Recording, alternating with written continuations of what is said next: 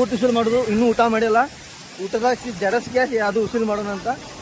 ₹1000 total ಖರ್ಚು ಮಾಡೀವಿ. ಆಮೇಲೆ ಗಾಳಿಗೆ ಅದು ಬಿಟ್ಟು ಹಿಂಗೆ ಬರ್ಬೇಕಂದ್ರೆ ₹1000 ಖರ್ಚಾಕೈತಿ. ಸೊ ಬರ್ರಿ ಎಂಜಾಯ್ಮೆಂಟ್ ಮಾಡೋನು.